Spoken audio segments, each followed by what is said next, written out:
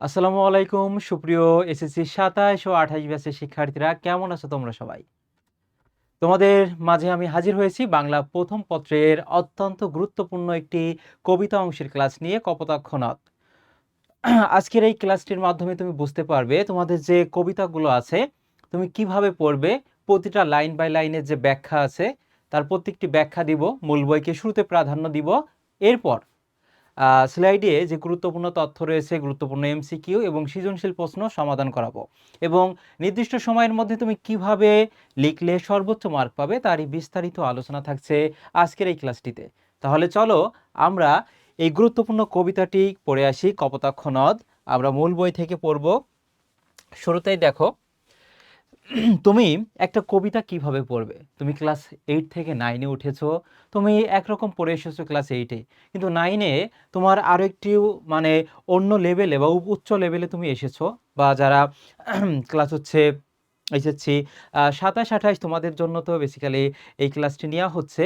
মানে তোমার বাংলাকে কিভাবে মানে মনের ভিতর থেকে মানে ভালোভাবে কিভাবে তোমরা পড়বে। দেখো, শুরুতেই এই কপোতাক্ষ নদ কবিতাটি পড়বে তুমি। তার আগে এই যে কবি পরিচিতি ও পাঠ পরিচিতি অংশ রয়েছে সেটা তোমাকে আগে পড়ে নিতে হবে। তুমি যদি এই কবিতার পাঠ পরিচিতি অংশটি পড়ে নাও তাহলে তোমার একটা সম্যক ধারণা হবে যে এই কবিতাটিতে কোন সম্পর্কে বলা হয়েছে বা কোন বিষয়ে আলোচনা করা হয়েছে। তাহলে চলো একটু দেখে আসি আমরা, তারপরে এই কবিতার লাইন বাই লাইন পড়াবো আমি ব্যাখ্যা সহকারে। দেখো, এই কবিতাটিতে কপোতাক্ষ নদ কবিতাটি কবির চতুর্দশপদী কবিতাবলী থেকে গৃহীত হয়েছে। তাহলে খুবই গুরুত্বপূর্ণ একটি প্রশ্ন তোমাদের ক নম্বর বা এমসিকিউ অংশে আসতে পারে যে এটা কোন কবিতাবলী থেকে নেওয়া হয়েছে, চতুর্দশপদী কবিতাবলী। এখন এই চতুর্দশপদী কবিতাবলী সম্পর্কে তোমাদের কিছু বিস্তারিত তথ্য জানতে হবে, সেটা আমি এখন আলোচনা করছি। দেখো, চতুর্দশ পদী কবিতাবলী, এখানে এর ইংরেজি নাম হচ্ছে, দেখো, সনেট।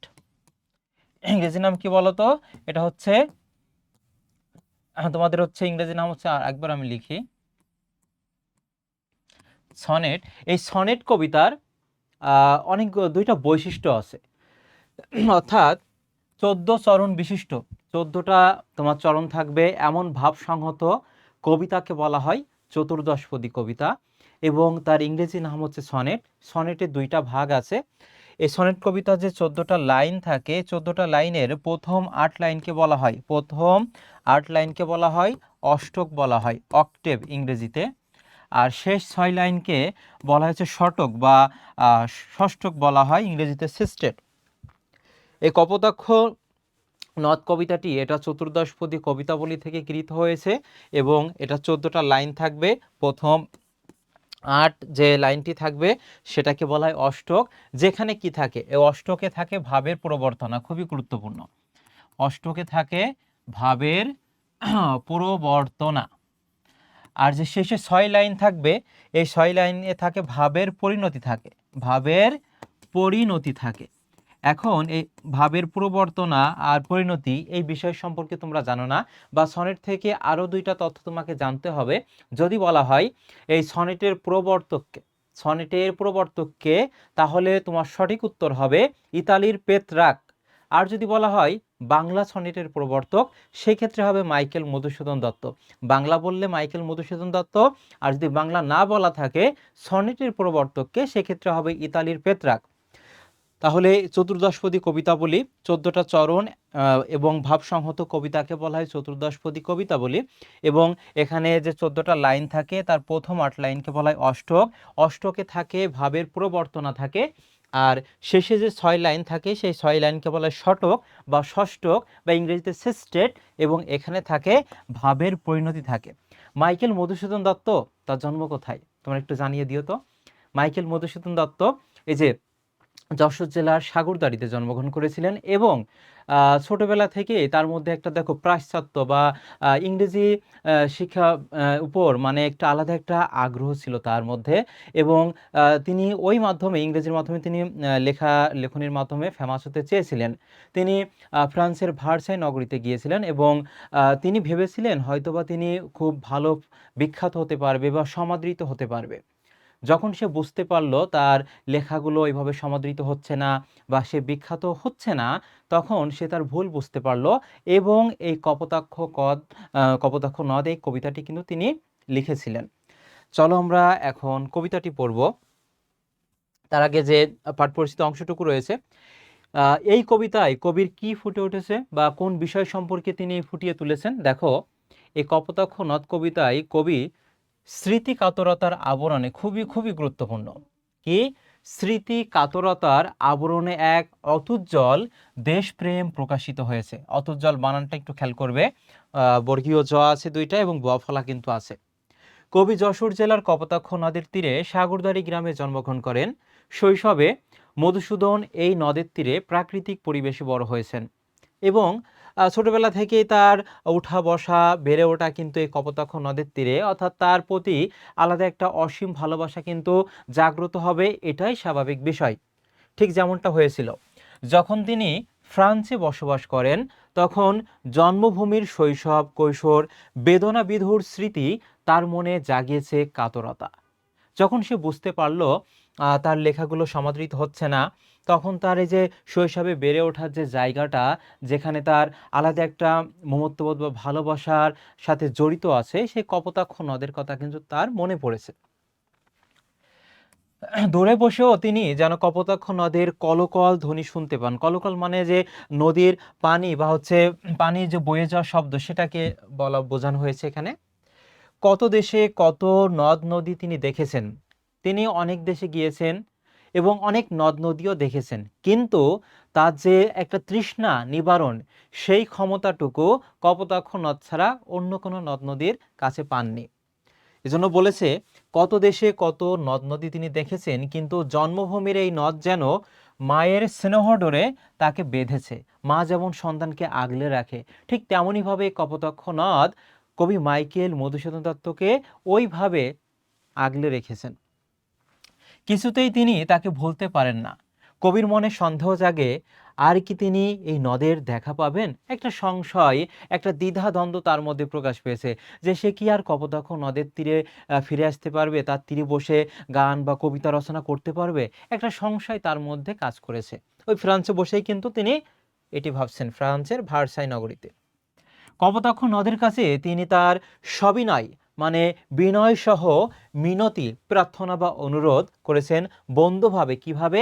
বন্ধুভাবে। তাকে তিনি স্নেহদরে যেমন স্মরণ করেন, কপোতাক্ষ যেন একই প্রেমভাবে তাকে সস্নেহে মানে স্নেহের সাথে স্মরণ করে। অর্থাৎ ফ্রান্সের ভার্সাই নগরীতে বসে মাইকেল মধুসূদন দত্ত যেমন কপোতাক্ষ নদের কথা ভোলেনি, ঠিক তেমনইভাবে কপোতাক্ষ নদও যেন তার কথা না ভোলে, এটাই কবির একটা মিনতি করছে তিনি। কপোতাক্ষ নদ যেন তার স্বদেশের জন্য হৃদয়ের কাতরতা বঙ্গবাসীর মানে বাংলাদেশের মানুষের কথা বলা হয়েছে, বাংলার মানুষ বঙ্গবাসীদের নিকট ব্যক্ত করে। দেশমাতৃকার প্রতি অকুণ্ঠ প্রেম যে মানুষের সহজাত প্রবৃত্তি, কবিতায় তাই ধরা পড়েছে। তাহলে আমি আবারও বলছি, তুমি যেই কবিতায় পড়ো না কেন, শুরুতে তুমি ওই কবিতার বা ওই গল্পের পাঠ পরিচিত অংশটুকু ভালোভাবে পড়বা, তাহলে দেখবা তোমার কাছে ওই কবিতা সম্পর্কে একটা সম্যক ধারণা হয়ে যাবে, যেটা আমি যেই প্রসেসটা তোমাদেরকে যেইভাবে পড়াচ্ছি ঠিক তেমনইভাবে পেইড ব্যাচে কিন্তু আমি পড়াবো। একেবারে লাইন বাই লাইন ব্যাখ্যা দিব, এক ক্লাসে বেসিক টু অ্যাডভান্স সব ক্লিয়ার টু ফর্সা হয়ে যাবে। এবার দেখো, তারপর যে অংশটুকু পড়ব মাইকেল মধুসূদন দত্ত সম্পর্কে, অর্থাৎ এই কবি পরিচিতি অংশ সম্পর্কে। এখান থেকে একটা প্রশ্ন তোমরা পাবে। দেখো, মধুসূদন দত্ত 1824 খ্রিস্টাব্দের 25শে জানুয়ারি যশোর জেলার সাগরদাড়ি গ্রামে জন্মগ্রহণ করেন। তোমাদের কার কার বাসা যশোর জেলায় একটু কমেন্টে জানিয়ে দিবে। আমার বাসা যশোর জেলা, তুমি একটু জানাবে কমেন্টে। এবার দেখো, স্কুল জীবনের শেষে তিনি কলকাতার হিন্দু কলেজে ভর্তি হন। এই কলেজে অধ্যয়নকালে ইংরেজি সাহিত্যের প্রতি তার তীব্র অনুরাগ জন্মে। কি জন্মে? তীব্র অনুরাগ জন্মে। এরপরেটা অনেকবার পরীক্ষা এসেছে। 1843 খ্রিস্টাব্দে তিনি খ্রিস্ট ধর্মে দীক্ষিত হন। কত খ্রিস্টাব্দে? 1843 খ্রিস্টাব্দে। তখন তার নামের প্রথমে যোগ হয় মাইকেল। পাশ্চাত্য জীবনযাপনের প্রতি প্রবল আগ্রহ এবং ইংরেজি ভাষা ও সাহিত্যের প্রতি তীব্র আবেগ তাকে ইংরেজি ভাষায় সাহিত্য রচনায় উদ্বুদ্ধ করে। বানানটা একটু খেয়াল করবে, উদ্বুদ্ধ করে। পরবর্তীকালে জীবনের বিচিত্র কষ্টকর অভিজ্ঞতায় তার এই ভুল ভেঙেছিল। এক পর্যায়ে সে তার ভুল বুঝতে পেরেছিল। বাংলা ভাষায় কাব্য রচনার মধ্য দিয়ে তার কবি প্রতিভার, খুবই গুরুত্বপূর্ণ লাইন এটা, যে বাংলা ভাষায় কাব্য রচনার মধ্য দিয়ে তার কবি প্রতিভার যথার্থ স্ফূর্তি ঘটে। তার অমর কীর্তি মেঘনদবধ কাব্য, এটা আমি 100% দিয়ে রাখবো, তোমাদের পরীক্ষায় আসবে, সেটা হোক কলেজের অভ্যন্তরীণ পরীক্ষা বা হচ্ছে বোর্ড পরীক্ষা, আসবে। যে মাইকেল মধুসূদন দত্তের অমর কীর্তি কি? মেঘনাদবধ কাব্য। তার অন্যান্য কাব্যের মধ্যে রয়েছে তিলোত্তমা সম্ভব কাব্য, বীরাঙ্গনা কাব্য, ব্রঞ্জঙ্গনা এবং চতুর্দশপদী কবিতাবলী, যেটা একটু আগেই কিন্তু আমি ব্যাখ্যা দিয়েছি, বুঝিয়েছি তোমাদের। নাটকের মধ্য থেকে অনেকবার পরীক্ষা এসেছে, দেখো কৃষ্ণকুমারী, শর্মিষ্ঠা, পদ্মাবতী এবং প্রহসন। এই প্রহসনটা আমি তোমাদেরকে বোঝাবো। তার দুইটা সামাজিক প্রহসন ছিল, একটি হচ্ছে একেই কি বলে সভ্যতা, আর একটা হচ্ছে বুড়ো শালিকের ঘাড়েরও। আমি একটু বোঝাই, দেখো এখানে প্রথমটা বলেছে একেই কি বলে সভ্যতা। দেখো ম্যাকাইভারের মতে কালচার ইজ হট উইয়ার, আমরা যা তাই হচ্ছে আমাদের সংস্কৃতি। আমাদের একটা নিজস্ব সংস্কৃতি আছে, আমরা যদি এই সংস্কৃতি অনুসরণ না করে আমরা পাশ্চাত্য বা ওয়েস্টার্ন কালচার ফলো করি, তাহলে সেটা অন্যরকম দেখাবে। সেটা হতে পারে আমাদের খাদ্য অভ্যাসে, আমাদের পোশাক পরিচ্ছদে, আমাদের আলাদা তো একটা মানে সংস্কৃতি আছে, কেন আমরা অন্য দেশের সংস্কৃতি অনুসরণ করব? মাইকেল মধুসূদন দত্ত তার লেখনীর মাধ্যমে এগুলোকে কিন্তু তিনি সমালোচনা করেছে। এই জন্য বলা হচ্ছে সামাজিক প্রহসন তার দুইটা, একটা হচ্ছে একেই কি বলে সভ্যতা, অর্থাৎ আমাদের সভ্যতা আমরা অনুসরণ করব, কেন আমরা ওয়েস্টার্ন কালচার ফলো করতে যাব। পরেরটা দেখো, বুড়ো শালিকের ঘাড়ে রো, বানানটা গুরুত্বপূর্ণ কিন্তু, চন্দ্রবিন্দু আছে এখানে খেয়াল করবা। দেখবা আমাদের সমাজ ব্যবস্থায় অনেকের বয়স হয়েছে 50 বা 60 ঊর্ধ্ব, তারপরেও সে কি করে, সেলুনে যে ক্লিন শেভ করে একেবারে লাল চশমা, লাল প্যান্ট, লাল শার্ট পরে খোকা বাবু যায়। এই যে একটা, তার বয়স হচ্ছে 60 বছর, কিন্তু সে 15 বা 16 বছরের যুবকের মতো কিন্তু মানে ভাবভঙ্গি দিয়ে চলাফেরা করে, অর্থাৎ এটাকে বলা হয় বুড়ো বয়সে ভীমরতি রোগ, অর্থাৎ এটা হচ্ছে বুড়ো শালিকের ঘাড়ের রোগ। এই দুইটা হচ্ছে তার সামাজিক প্রহসনকার মাইকেল মধুসূদন দত্তের। আশা করি বুঝতে পেরেছো। এরপর দেখো বাংলা কাব্যে অমিত্রাক্ষর ছন্দ, খুবই গুরুত্বপূর্ণ এটা, এটাও 100% দিয়ে রাখবো আমি। অমিত্রাক্ষর ছন্দ এবং সনেট প্রবর্তন করে তিনি যোগ করেছেন নতুন মাত্রা। 1873 খ্রিস্টাব্দের 29শে জুন তিনি পরলোক গমন করেন।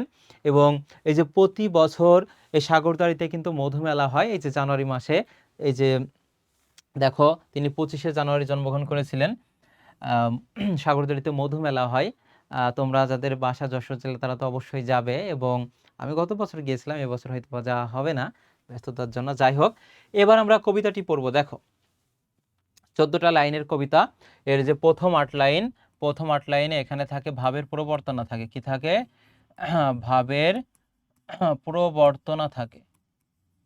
এই প্রথম 8 লাইন আমরা এখন পড়ব। সতত হে নদ তুমি পর মোর মনে, সতত মানে সর্বদা, সততা মানে কি? সতত মানে হচ্ছে সর্বদা। হে নদ মানে কপোতাক্ষ নদকে বলছে, তুমি পর মোর মনে, মোর মানে হচ্ছে আমার, এখানে আমার দ্বারা কাকে বুঝিয়েছে? যে মাইকেল মধুসূদন দত্ত। তিনি বলছেন যে সতত সর্বদা হে নদ, এ কপোতাক্ষ নদ, তুমি আমার মনে পড়ো, সতত তোমার কথা ভাবিয়ে বিরলে, আমি একান্ত নিরিবিলিতে। আচ্ছা, এই কবিতা পড়ার আগে যদি আমরা এই শব্দটুকু একটু পড়ে আসি, তাহলে তোমাদের বুঝতে আরও সুবিধা হবে। দেখো আমি যেইভাবে পড়াচ্ছি সেইভাবেই কিন্তু তোমরা পড়বে। প্রথমে আমি পড়িয়েছি পাঠ পরিচিতি, কবি পরিচিতি, শব্দার্থ, তারপর আমরা মূল কবিতায় যাব। দেখো সতত মানে সর্বদা, বিরলে মানে একান্ত নিরিবিলিতে, নিশা মানে কি? রাত্রি, ভ্রান্তি মানে হচ্ছে ভুল, এটা গুরুত্বপূর্ণ, বাড়ি রূপ কর মানে হচ্ছে প্রজা যেমন রাজাকে কর বা রাজস্ব দেয়, তেমনি কপোতাক্ষ নদ সাগরকে জলরূপ রাজস্ব বা দিচ্ছে। এরপর চতুর্দশপদী কবিতা কি? ইংরেজিতে এটাকে বলা হয় সনেট বলে, বাংলায় চতুর্দশপদী কবিতা বলে। এরপর 14 চরণ, এটা তোমাদের জ্ঞানমূলক অংশ আসতে পারে, যে 14 চরণ সমন্বিত ভাবসংহত সুনির্দিষ্ট কবিতা, সেটা হচ্ছে চতুর্দশপদী। এর প্রথম 8 লাইনকে বলা হয় অষ্টক, ইংরেজিতে বলা হয় অক্টেভ। আর শেষ 6 চরণের স্তবককে বলা হয় ষষ্ঠক, ইংরেজিতে সেস্টেট বলে। অষ্টকে কি থাকে? অষ্টকে মূলত থাকে ভাবের প্রবর্তনা থাকে। আর ষটকে থাকে কি ভাবের পরিণতি, অর্থাৎ এখানে সংশয় কাজ করে। আমরা পড়ব কবিতাটি একটু পরেই। চতুর্দশপদী কবিতায় কয়েক প্রকার অন্তমিল আছে। অন্তমিল বিষয়টা কি? অন্তমিল বিষয়, অন্তমিল মানে কি জানো? শেষে মিল। দেখো এই মিলটা কোথায়, কি বলছে এখানে? সতত হেনত তুমি পরমোর মনে, সতত তোমার কথা ভাবিয়ে বিরলে। দেখো এখানে কি আছে? মনে, এখানে কি আছে? বিরলে। এই যে দেখো প্রত্যেকটা কবিতার লাইনের শেষে যে যদি মিল থাকে তখন তাকে বলা হয় অন্তমিল। অন্ত মানে শেষ, আদি, আদি মানে শুরু, শুরুতে যদি মিল থাকে তাকে আদি মিল বলে, মাঝে যদি মিল থাকে তাহলে তাকে মধ্যমিল বলে, আর চরণের শেষে যদি মিল থাকে তাকে বলা হয় অন্তমিল বলে। কি বলে? অন্তমিল। তাহলে যে শেষে মিল আছে, অর্থাৎ এখানে বলেছে চতুর্দশপদী কবিতায় কয়েক প্রকার অন্তমিল আছে। সেটা কি? এই যে প্রথম 8 চরণে, এগুলো এমসিকিউতে আসবে তোমাদের, আর শেষ 6 চরণে থাকে এই মিলটা। আমরা এই যেহেতু আমরা পড়ছি কপোতাক্ষ নদ, এই কবিতায় কি মিলটা কোনটা আছে বলো তো? এই যে শেষের এইটা মিল। কিভাবে? এটা আমি একটু পরে তোমাদেরকে টেকনিক সহকারে পড়াচ্ছি। আর কপোতাক্ষ নদ এটা হচ্ছে চতুর্দশপদী কবিতা বলি। দেখো এই কপোতাক্ষ নদের মিল বিন্যাসটা হচ্ছে ক খ ক খ ক খ। এটা কিভাবে হলো? দেখো এখানে প্রথমে আছে ন। আমি যদি ন কে হচ্ছে ক ধরি, ন কে হচ্ছে ক ধরি, আর পরে আছে কি ল। ল কে যদি আমি খ ধরি, আমরা যে ম্যাথে এক্স সমান সমান এত মান ধরি সেটা আমরা এখানে ধরলাম আর কি, যে এই মিলটা বোঝার জন্য। কবিতার চরণের শেষে যদি মিল থাকে তাকে অন্তমিল বলে। এখানে আমরা দেখি সতত হেনত তুমি পরমোর মনে, সতত তোমার কথা ভাবিয়ে বিরলে। দেখো এখানে কি আছে? মনে, বিরলে, একটা মিল কিন্তু আছে, চরণের শেষে মিল, এটার নাম হচ্ছে অন্তমিল। এবার এই যে মিল বিন্যাসটা সেটা কিভাবে মনে রাখবা? দেখো খুব সহজেই, সহজ কৌশলে। এখানে ন আছে, ন সমান সমান আমরা ধরলাম কি ক, আর ল সমান সমান আমরা ধরলাম কি খ। তাহলে দেখো তো এখানে কি হবে? এই যে ক হবে, এখানে খ। মিলটা দেখো এখানে ন আছে তাহলে ক হবে, আর ল থাকলে কি হবে? খ। এবার দেখো দন্তান্ন আছে, অর্থাৎ দন্তান্ন থাকলে ক হবে, আর ল থাকলে খ। ল থাকলে কি হবে? খ। এই যে খ। এই মিল বিন্যাসটা দেখো, পরীক্ষায় প্রশ্ন আসবে কপোতাক্ষ নদ কবিতার প্রথম 8 লাইনের মিল বিন্যাস কোনটি? খেয়াল করো তো। ক খ, ক খ, ক খ, খ ক। মিলেছে কিনা দেখো, এই যে মিলটা, এই যে দেখো এখানে কি আছে? ক খ, ক খ, ক খ, খ খ। মিলেছে কিনা দেখো। হ্যাঁ মিলেছে। এবার দেখো শেষ 6 চরণ, শেষ 6 যে চরণ আছে সেখানে মিল বিন্যাসটা কেমন আছে?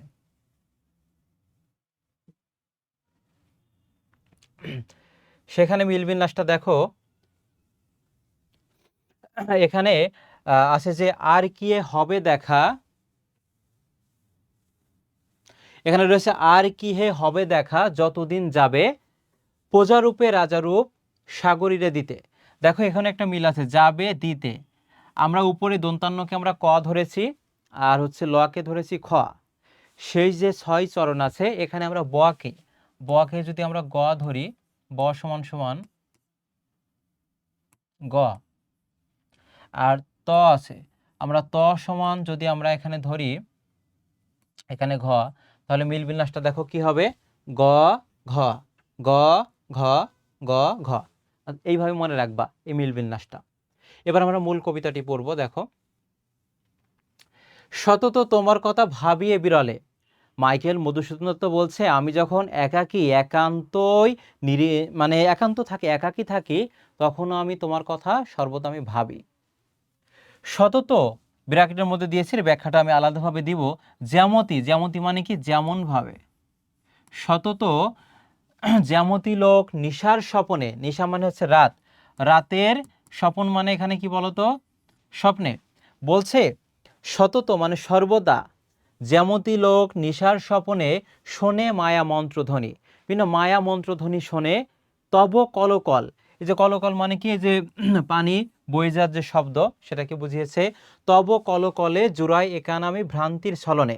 অর্থাৎ ভ্রান্তি মানে কি বলতো? এই যে জুড়াই একান ভ্রান্তি ছল, ভ্রান্তি মানে ভুল, আর ছলনায় মানে হচ্ছে ছলনায়। তুমি যখন একজনকে খুব ভালোবাসবে, তুমি যেখানেই যাবে তার কথা মনে পড়বে তোমার, এবং তুমি একটা কোনো কিছু দেখছো, অন্য একটা জিনিস, তুমি যাকে খুব ভালোবাসো তার কথা কিন্তু তৎক্ষণাৎ তোমার মনে পড়বে। ঠিক তেমনই ভাবে এখানে বলছে সতত মানে সর্বদা, যেমতি লোক নিশার স্বপনে, রাতের বেলায় যে স্বপ্ন দেখে সে স্বপ্নে দেখো ঠিক তেমনভাবে শোনে মায়া মন্ত্রধ্বনি তব কলকলে। ঠিক তেমনইভাবে এই যে দেখো জুড়াই এ কান আমি ভ্রান্তির ছলনে, আমি মানে অর্থাৎ যত সাউন্ড আছে সব শব্দকেই কপোতাক্ষ নদের শব্দ হিসেবে কবির কাছে মনে হয়। এরপরটা দেখো বলেছেন, বহু দেশে দেখিয়াছি বহু নদ দলে।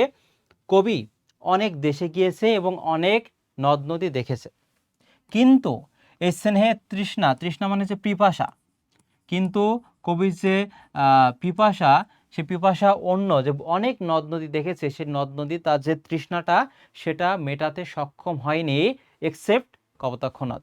কপোতাক্ষ নদ তার স্নেহের তৃষ্ণা মেটাতে যতটুকু সক্ষম হয়েছে অন্য কোনো নদ নদী সক্ষম হয়নি। এরপরে দেখো বলেছে, দুগ্ধ স্রোতরূপী, দুগ্ধ মানে দুধ, স্রোতরূপী মানে স্রোতের মতো তুমি জন্মভূমি স্থানে, এই যে স্থান দ্বারা বুক বুঝিয়েছে এখানে, বলছে দুধের স্রোতের মুখী, স্রোতের মতো তুমি জন্মভূমির বুকে আমার এই স্নেহ তৃষ্ণাটা মিটিয়েছ। দুগ্ধ স্রোতরূপী তুমি জন্মভূমি স্থানে, অর্থাৎ দুধের স্রোতের মতো তুমি জন্মভূমির বুকে। এই যে বলেছে কি, কিন্তু স্নেহ তৃষ্ণা মিটে কার জলে, অন্য কোনো জলে আমার এই স্নেহ তৃষ্ণাটা মেটে না, তুমি যেমন হচ্ছে মিটিয়েছো। তাহলে প্রথম 8 লাইন এটা হচ্ছে অষ্টক, যেখানে ভাবের প্রবর্তনা। এবং এইখানে কবির কি কি ফুটে উঠেছে বলতে, এখানে হচ্ছে তার যে স্মৃতিচারণ, স্মৃতিচারণ কিন্তু ফুটে উঠেছে, বা স্মৃতি কাতরতা এখানে বলতে পারো, এখানে ফুটে উঠেছে প্রথম 8 লাইনে। এবার আমরা দেখব পরের 6 লাইন। এই পরে যে 6 লাইন সেটাকে বলা হয়, দেখো শতক বলা হয়, এবং এখানে থাকে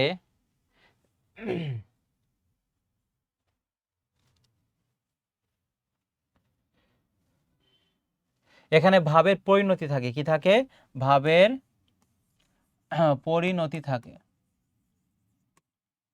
দেখো শেষ 6 লাইনে কবির সংশয় ফুটে উঠেছে, কি ফুটে উঠেছে, সংশয়, সে কি আবার ফিরে আসতে পারবে কিনা। আর কি হে হবে দেখা যতদিন যাবে, আমি কি আবার কপোতাক্ষ নদের সাথে কি আমার দেখা হবে যতদিন যাবে। প্রজারূপে, খুবই গুরুত্বপূর্ণ লাইনটি, তোমাদের অনুধাবনমূলক প্রশ্ন কিন্তু আসতে পারে, যে প্রজারূপে রাজারূপ সাগরের দিতে, প্রজা যেমন রাজাকে কর দেয় ঠিক তেমনইভাবে এই যে নদ কপোতাক্ষ নদ সেও কিন্তু সাগরকে কি দেয়, কর দেয়। কিভাবে, বাড়িরূপ কর তুমি, অর্থাৎ প্রজা যেমন রাজাকে কর দেয়, কর মানে হচ্ছে রাজস্ব দেয়, ঠিক তেমনইভাবে এই যে কপোতাক্ষ নদ, এই নদ নদীর পানি সেগুলো কোথায় যায় বলো, সাগরে যায়, সাগরে পতিত হয়। অর্থাৎ এই যে প্রজা রাজাকে কর দিচ্ছে, ঠিক তেমনইভাবে কপোতাক্ষ নদ কাকে কর দিচ্ছে, সাগরকে কর দিচ্ছে। সে করটা কি বলতো, এই যে বাড়িরূপ মানে জল দিচ্ছে। এ মিনতি, মিনতি মানে প্রার্থনা বা অনুরোধ।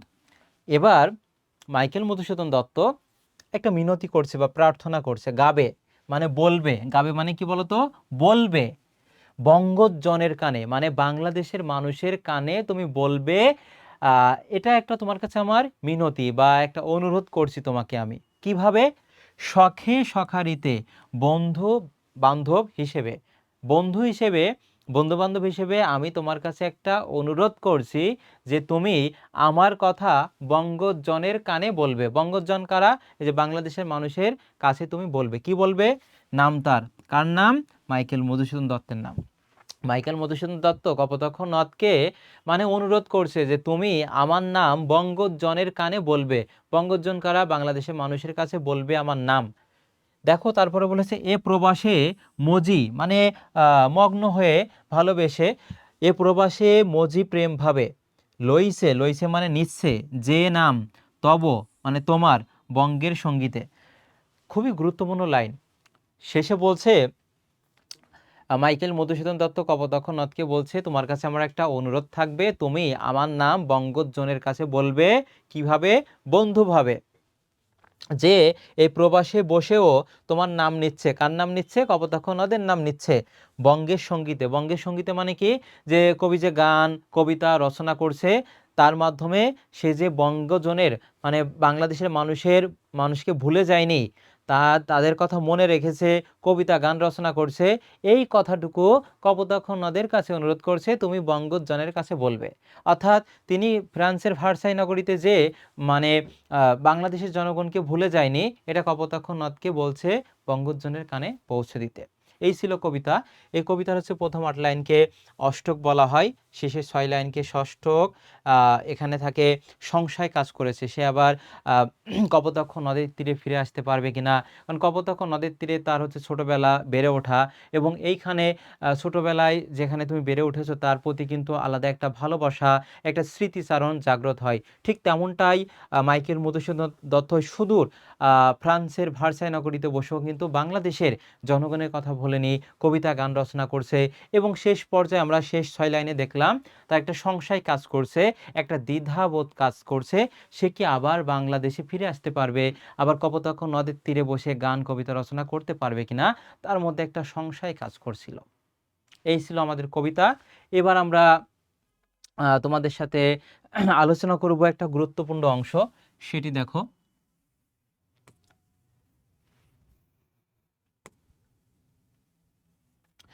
তোমরা ইতোমধ্যে জেনেছো যে আমাদের বাংলা যে বেসিক টু প্রো ফুল সিলেবাসের আলোকে যে কোর্সটি চলমান রয়েছে, শুরু হবে। এখানে দেখো তুমি এখনো সময় পাবে 9 দিন 8 ঘন্টা 22 মিনিট 58 সেকেন্ড। এবার দেখো এই কোর্সটিতে কিভাবে আমি পড়াবো। প্রতিটা গদ্য পদ্য নাটক উপন্যাস, সেক্ষেত্রে মূল বইকে প্রাধান্য দিব, প্রথমে প্রতিটা লাইন পড়াবো ব্যাখ্যা সহকারে। এবার হচ্ছে গুরুত্বপূর্ণ এমসিকিউ, সৃজনশীল প্রশ্ন আলোচনা করব। এরপর হচ্ছে তোমাদের অনুশীলনীমূলক যে কাজগুলো আছে বা তোমাদের এইচডাব্লিউ কিন্তু দেওয়া হবে, অর্থাৎ একেবার যেটা ধরবো একেবার শেষ করে ফেলবো শুরু থেকে শেষ পর্যন্ত।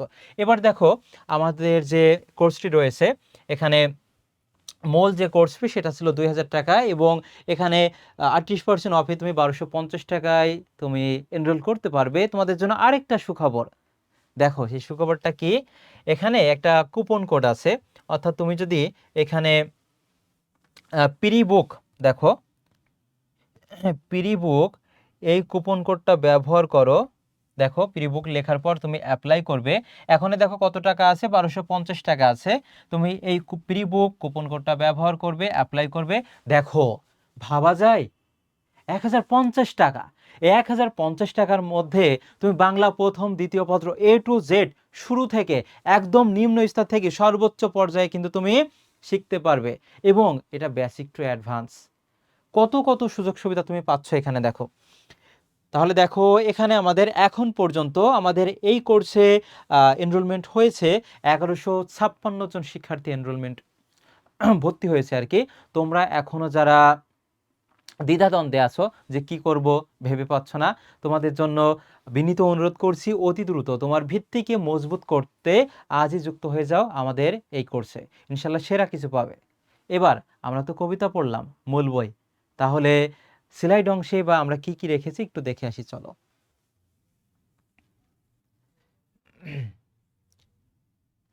শুরুতে যে অংশটুকু লাগবে, এই যে মাইকে কপোতাক্ষ নদ মাইকেল মধুসূদন দত্ত, নামের বানানটা গুরুত্বপূর্ণ, খাতায় কিন্তু লিখবে। এবার দেখো তুমি যে কপোতাক্ষ নদ কবিতাটি আমি তোমাদেরকে পড়ালাম, এখান থেকে সৃজনশীল প্রশ্ন কেমন আসবে বা কিভাবে পরীক্ষায় আসবে এখান থেকে, সেটা তোমাকে জানতে হবে না? বলো, চলো এবার দেখে আসি। শিখন ফল মানে এই কবিতা পড়ার পর আমরা কোন কোন বিষয় সম্পর্কে অবগত হয়েছি একটু দেখে আসার চেষ্টা করি। দেখো, জন্মভূমির নদীর প্রতি স্নেহ কাতরতা স্বরূপ, দেখো কতবার পরীক্ষায় এসেছে। ঢাকা বোর্ড 24-15, রাজশাহীতে এসেছে, যশোর, কুমিল্লা, চট্টগ্রাম, সিলেট, বরিশাল, দিনাজপুর বোর্ডে কিন্তু এসেছে। এবার আমরা দেখি মানে যে সৃজনশীল প্রশ্নের যে উদ্দীপকগুলো থাকে কোন কেন্দ্রিক থাকবে সেটা দেখো। সেটা প্রবাস জীবনে স্বদেশের প্রতি অনুরাগের স্বরূপ। 3 নম্বরে আছে স্মৃতি কাতরতার আবরণে কবির স্বদেশী স্বরূপ। কপোতাক্ষ নদ কবিতায় কবির ব্যক্তি মানুষের প্রতিফলন। তাহলে তুমি কবিতা প্রথমে পড়লে পরীক্ষায় কতবার এসেছে সেটাও দিয়েছি। গুরুত্ব দেখো, গুরুত্ব বিবেচনায় আমি 7 স্টার 5 স্টারও দিয়েছি। তাহলে তুমি আর কি চাও? তোমাকে কবিতা পড়াচ্ছি, মূল বই পড়াচ্ছি, এবং এরপরে তোমাকে আমি একই ক্লাসে তোমাকে আমি সৃজনশীলে পুরো বানিয়ে দিচ্ছি। এটা হচ্ছে আমাদের বিশেষত্ব, এটা অন্য কোথাও তুমি পাবে না। খুঁজে দেখো, ওই যে কপোতাক্ষ নদ কবিতায় বলেছে না, বহু দেশে দেখিয়েছি আমি বহু নদ দলে, কিন্তু আমার স্নেহের তৃষ্ণা কেউ মেটাতে পারেনি কপোতাক্ষ নদ। ঠিক তেমনই ভাবে এটা হচ্ছে আমার বিশেষত্ব। তোমাকে আমি প্রথমে মূল বই পড়াবো, এরপর গুরুত্বপূর্ণ অংশ স্লাইডে তোমাকে একেবারে মাথায় ঢুকিয়ে দিব। এটা হচ্ছে আমাদের রেদন্স মেথডের বিশেষত্ব। এরপর দেখো কবিতার সারমর্ম, এটা তোমরা খাতায় নোট করে রাখবা। কেন জানো? কারণ এইটা তোমার সৃজনশীল প্রশ্ন লেখার ক্ষেত্রে গ এবং ঘয়ের যে তোমার 3 নম্বর প্যারা আছে সেটাই লিখতে হবে তোমাদের। খেয়াল করো, এ কবিতায় স্মৃতিকাতরতার আবরণে কবির অতুজ্জ্বল দেশপ্রেম প্রকাশিত হয়েছে। কবি যশোর জেলার কপোতাক্ষ নদীর তীরে সাগরদাড়ি গ্রামে জন্মগ্রহণ করেন। বানানটা চন্দ্রবিন্দু আছে দেখবে। শৈশবে তিনি এ নদের তীরবর্তী প্রাকৃতিক পরিবেশে বড় হয়েছেন। বড় বানানটা কিন্তু এই যে এখন এটা। পরিণত বয়সে প্রবাস জীবনে শৈশবের স্মৃতি বিজড়িত নদ কবিকে কাতর করেছে। সুদূরে বসেও তিনি যেন এর কলকল, মানে যে পানি বয়ে যাওয়ার যে শব্দ, কলকল ধ্বনি শুনতে পান। কত দেশে কত নদী তিনি দেখেছেন, কিন্তু মাতৃস্বরূপ এই নদের দুগ্ধ স্রোতরূপী, মানে দুধের স্রোতের মতো ধারা পৃথিবীতে আর কোথাও তিনি দেখতে পাননি। এনাদের কাছে কবির একটা আকুল মিনতি, একটা প্রার্থনা, একটা অনুরোধ করেছে। কি অনুরোধ? বাংলা কবিতা ও গানে যেন এ নদের কথা দেশের মানুষের কাছে তিনি পৌঁছে দিতে পারেন। তিনি ফ্রান্সের ভার্সাই নগরীতে আছেন, তারপরে যে বঙ্গোজ্জনের কথা তিনি ভুলে যাননি, এখনো মনে রেখেছেন, সেটা তিনি তার কবিতা ও গানের মাধ্যমে বঙ্গোজ্জনের কাছে, বাংলার মানুষের কাছে পৌঁছে দিতে চান। এই মিনতিটা কার কাছে করেছিল মাইকেল মধুসূদন দত্ত? কপোতাক্ষ নদের কাছে। এটা খাতায় নোট করে রাখবা। অবশ্যই আমাদের যে গ্রুপগুলো রয়েছে তোমরা নোট করে এই কবিতা সারমর্ম, এরপর শিরোনাম দিব, এই যে শিকন ফল, এই দুইটা নোট করে অবশ্যই পোস্ট করবা, তোমাদের জন্য গিফট থাকবে। এরপরে দেখো ছন্দ, কোন ছন্দে রচিত এটি দেখো। কপোতাক্ষ নদ এই সনেটটি অর্থাৎ যে চতুর্দশপদী কবিতা বলি অক্ষর বৃত্ত ছন্দে রচিত। এখানে 100% দিয়ে রাখছি, এটা পরীক্ষায় আসতে পারে। প্রতি চরণে মাত্রা সংখ্যা হচ্ছে 14। প্রতিটি চরণ 2 পর্বে বিভক্ত। প্রথম পর্ব 8 মাত্রার এবং দ্বিতীয় পর্ব হচ্ছে 6 মাত্রার। এই কবিতায় অন্তমিল, অন্তমিল আমি কিন্তু বুঝিয়েছি, অন্তমিল মানে কি? শেষ, কবিতার শেষ চরণে যে মিল থাকে, এটা মনে রাখবা, এটা বুঝিয়েছি আমি। এরপরের অংশটি কি হচ্ছে কি গুরুত্বপূর্ণ তথ্য বলি, অর্থাৎ কবিতা তোমরা পড়েছি, এই কবিতা থেকে তুমি যখন জানুয়ারি মাসে পড়বা দেখবার প্রতিটা লাইন এ টু জেড পড়বা। যখন তুমি ডিসেম্বর মাস আসবে, পরীক্ষার মাস, বার্ষিক পরীক্ষা, তখন তো তুমি আর প্রতিটা লাইন বাই লাইন পড়বে না, তাই না? গুরুত্বপূর্ণ যে তথ্যগুলো সেগুলো তোমাকে পড়তে হবে, সেভাবে আমি সাজিয়েছি। দেখো, কপোতাক্ষ নদ কবিতায় কবির স্মৃতি কাতরতার আবরণে তার অতুজ্জ্বল দেশপ্রেম প্রকাশিত হয়েছে। এরপর এই যে স্মৃতি কাতরতা খুবই খুবই গুরুত্বপূর্ণ। আমি প্রতিটা ক্লাসে যেগুলো গুরুত্বপূর্ণ, পরীক্ষা আসার সমূহ সম্ভাবনা রয়েছে, সেগুলো এই যে 100% করে দিয়ে রাখছি। দেখো, কপোতাক্ষ নদ একটি চতুর্দশপদী কবিতা। ইংরেজিতে এ ধরনের কবিতাকে কি বলা হয়? সনেট বলা হয়। অর্থাৎ তোমাকে আমি যেভাবে পড়াচ্ছি তোমার আর কিচ্ছু লাগবে না, তুমি এটাই পড়বা একবার। ওই যেদিন তোমার বার্ষিক পরীক্ষা দিবে না, সেদিনও মানে যে রাতে দেখে যেতে হয় না যে আমি কোনগুলো দেখে যাব, এগুলোই দেখবা। অর্থাৎ আমি একটা ক্লাসেই সব রেখে দিচ্ছি, তোমার আর এক্সট্রা কিছু পড়তে হবে না। চতুর্দশপদী কবিতার প্রধান বৈশিষ্ট্য কি? 14 চরণ সমন্বিত, ভাব সংহত, সুনির্দিষ্ট থাকে। ভাব সংহত কি থাকে? সুনির্দিষ্ট থাকে।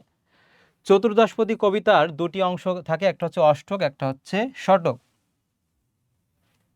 তারপরে দেখো অন্তমিল, মানে শেষে মিল, এটা দেখো। কপোতাক্ষ নদ কবিতায় কবিতার স্বদেশের জন্য হৃদয়ের কাতরতা বঙ্গবাসীর কাছে, মানে বাংলাদেশের জনগণের কাছে ব্যক্ত করেছেন, প্রকাশ করেছেন, এক্সপ্রেস করেছেন, অভিব্যক্তি প্রকাশ করেছেন।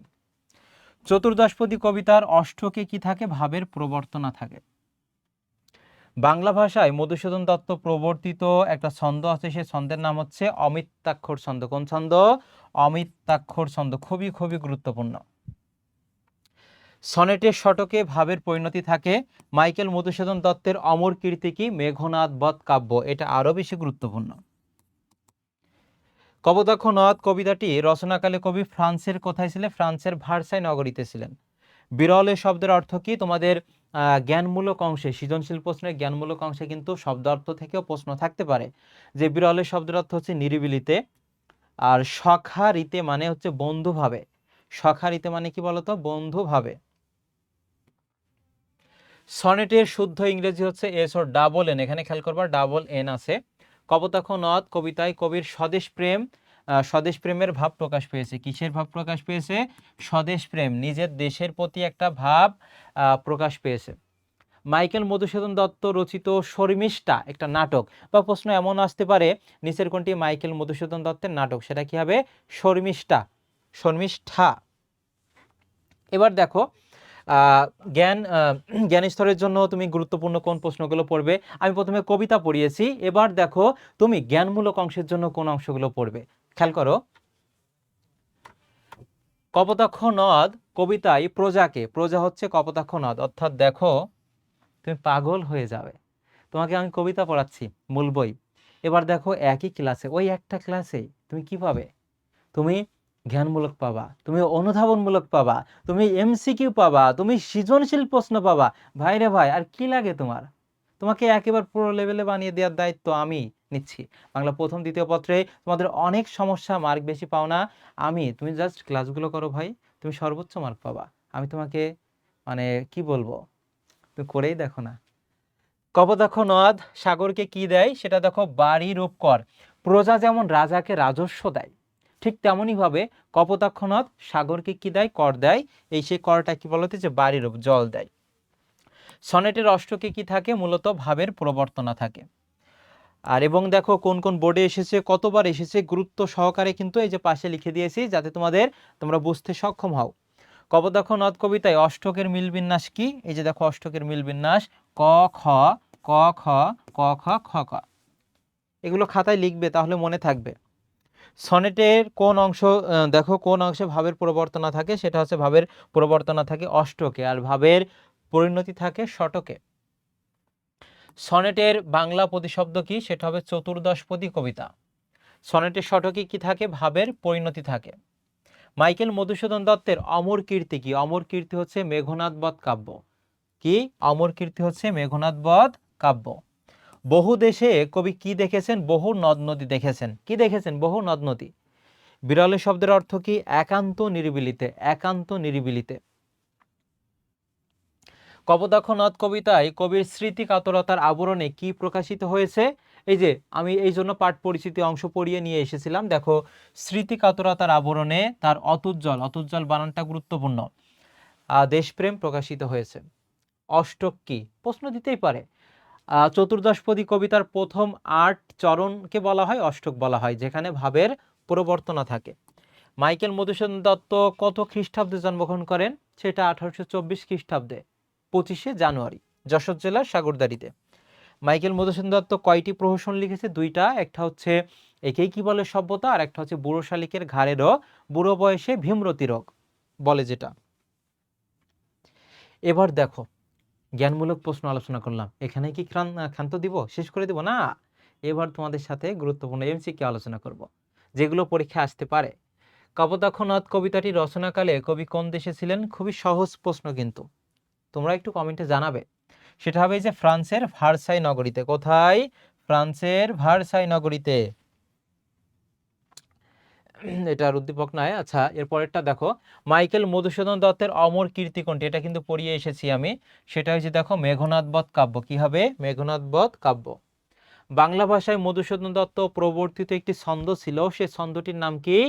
অমিত্রাক্ষর ছন্দ। কি হবে? অমিত্রাক্ষর ছন্দ। একেই কি বলে সভ্যতা? এখানে আরেকটা বিষয় দেখো, কি যেসব প্রশ্নের উত্তর তুমি ইয়েস নো মানে ইশারা ইঙ্গিতে দিতে পারো, ইশারা ইঙ্গিতে দিতে পারো, হ্যাঁ না। আর যেসব প্রশ্নের উত্তর তুমি ইশারা ইঙ্গিতে দিতে পারো না, সেটা হচ্ছে WH কোশ্চেন। কি হয় বলো তো? তোমার হচ্ছে WH কোশ্চেন। যেমন আমি যদি তোমাকে বলি তুমি কি ভাত খেয়েছো, তুমি ইশারা ইঙ্গিতে ইয়েস না উত্তর দিতে পারবা। তাহলে দেখো যেসব প্রশ্নের উত্তর তুমি ইশারা ইঙ্গিতে দিতে পারবা, সেটা হচ্ছে ইয়েস নো কোশ্চেন। এটা হচ্ছে কয় রসিকারে কি। আর যেসব প্রশ্নের উত্তর তুমি ইশারা ইঙ্গিতে দিতে পারবা না, সেটা হচ্ছে WH কোশ্চেন। আমি যদি তোমাকে বলি তোমার নাম কি, তুমি যদি চুপ করে থেকে এইভাবে বলো, তোমার তো মানে একটু পাগল বলবে, তাই না? তাহলে যেসব প্রশ্নের উত্তর তুমি বিস্তারিত বলতে হবে সেটা হবে WH কোশ্চেন, এবং সেটা কয় দিকিকারে কি হবে। আর যেসব প্রশ্নের উত্তর তুমি ইশারা ইঙ্গিত দিতে পারো ইয়েস নো কোশ্চেন, সেটা কয় ঋষিকারে কি হবে। তাহলে এখানে এটা হবে সামাজিক প্রহসন হবে। কি হবে? সামাজিক প্রহসন। সতত মানে সর্বদা, যেমতি মানে যেমন ভাবে, লোক নিশার স্বপনে মানে রাতের বেলায় যে স্বপ্ন দেখে সে স্বপ্নে শোনে মায়া মন্ত্রধ্বনি। এ চরণে কবির কোন ভাব প্রকাশ পেয়েছে সেটা দেখো। তুমি যখন একজনকে খুব ভালোবাসবে, তখন অন্য কোথাও কোনো একটা অনুষ্ঠানে গিয়েছো, সেখানে তার অনুপস্থিতি, সেখানে কিন্তু তোমার ওই ভালোবাসার মানুষটির কথা কিন্তু মনে পড়বে। ঠিক তেমনই ভাবে মাইকেল মধুসূদন দত্ত কপোতাক্ষনাথকে এতটাই ভালোবাসতো যে ফ্রান্সের ভার্সাই নগরীতে যে তখন কি বলেছে, যেমতি লোক নিশার স্বপনে রাতের বেলায় স্বপ্ন দেখে শোনে মায়া মন্ত্রধ্বনি। এই চরণে দেখো প্রকাশ পেয়েছে কপোতাক্ষ নদের প্রতি কি একটা ভালোবাসা। কপোতাক্ষ নদ কবিতায় স্নেহের তৃষ্ণা কথাটিতে প্রকাশ পেয়েছে কি বলতো? স্মৃতি কাতরতা। কি? স্মৃতি কাতরতা। আর কি হে হবে দেখা, এটা সংশয় কাজ করেছে মাইকেল মধুসূদন দত্তের মধ্যে। তার সাথে কি আবার কপোতাক্ষ নদের দেখা হবে? অর্থাৎ এখানে একটা দ্বিধাদ্বন্দ্ব বা সংশয় প্রকাশ পেয়েছে। প্রজারূপে রাজারূপ সাগরীরে দিতে, প্রজা যেমন রাজাকে কর দেয়, ঠিক তেমনইভাবে কপোতাক্ষ নদও সাগরকে কি দেয় বলতো? এই যে বাড়ি রূপ, জল দেয়, রাজস্ব দেয় আর কি। অর্থাৎ এটা কে কাকে দিচ্ছে?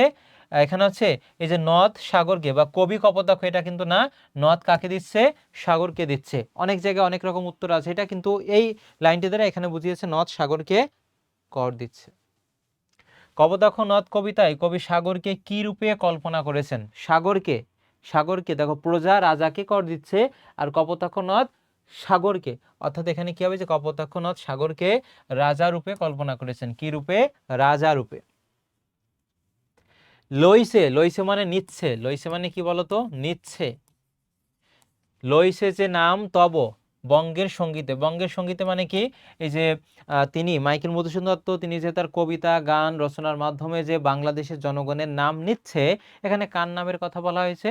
অর্থাৎ এই যে তোমার এখানে বলেছে লইছে যে নাম তব বঙ্গের সঙ্গীতে, এখানে হচ্ছে বঙ্গবাসীর কথা। কার বলতো? এই যে, এবং কপোতাক্ষ নদের কথা এখানে এখানে কিন্তু ওইভাবে বলা হয়েছে যে লইছে যে নাম তব বঙ্গের সঙ্গীতে, এখানে কার? বঙ্গবাসীর নাম কিন্তু নিচ্ছে, মানে বঙ্গের সঙ্গীতের কথা বলা হয়েছিল, আর এখানে কপোতাক্ষ নদ। পরের প্রশ্নটি দেখো।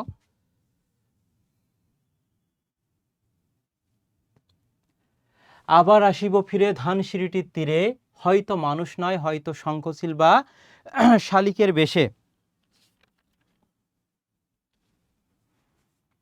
অর্থাৎ এই যে দেখো, আর একবার বলছে, এটা লইছে যে নাম তবে বঙ্গের সঙ্গীত, এখানে কার নাম? ওই যে কপোতাক্ষ নদের নামে কিন্তু নিচ্ছে, সে মানে ভুলে যায়নি আর কি।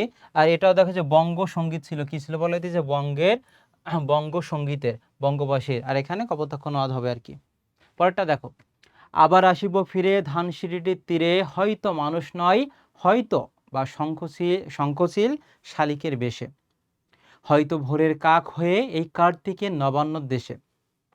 অর্থাৎ বিভিন্ন রূপে এই কবিতাটি জীবনানন্দ দাশের কবিতা, এবং বিভিন্ন রূপে কিন্তু আবার ফিরে আসার অভিব্যক্তি প্রকাশ পেয়েছে। অর্থাৎ এই কবিতার সাথে কপোতাক্ষ নদের কিন্তু একটা কি আছে? মিল পাওয়া গেছে। কি পাওয়া গেছে? মিল। চতুর্দশপদী কবিতার অষ্টকে কি থাকে? ভাবের প্রবর্তনা থাকে। কপোতাক্ষ নদ কবিতার ষটকের ছন্দমিল কি? ষটকের ছন্দমিল, অর্থাৎ এখানে গ ঘ গ ঘ, এটা গ ঘ গ ঘ, এটা গ। পরেরটা দেখো। চতুর্দশপদী কবিতায় প্রচলিত অষ্টকের অন্তমিল, অষ্টকের মানে কি? ভাবের প্রবর্তনা, প্রথম 8 লাইনের অন্তমিল, অন্ত মানে শেষ, শেষে মিল কি থাকে?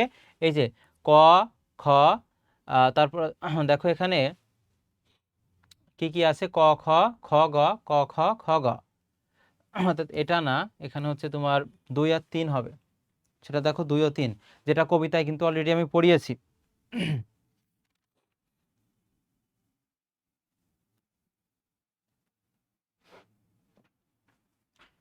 2 ও 3 এখানে দেখো, আমরা যখন বই পড়িয়েছিলাম, এখানে এই যে গ ক, এটা কিন্তু ছিল না, গ আর ক এটা কিন্তু ছিল না। অর্থাৎ এখানে সঠিক উত্তর এই যে ক খ খ গ, ক খ খ গ, আর একটা আছে এই যে 1 আর 3, এটা হবে 1 আর 3, এই দুইটা। অর্থাৎ এইগুলো একটু কঠিন টাইপের, তোমাদের পাঠ পরিচিতি অংশে কিন্তু এগুলো সব আছে। এরপরে দেখো একটা গানের লাইন থেকে এই প্রশ্নটা এসেছে। গানটা এমন ছিল, তোমরা অনেকেই শুনেছো এটা।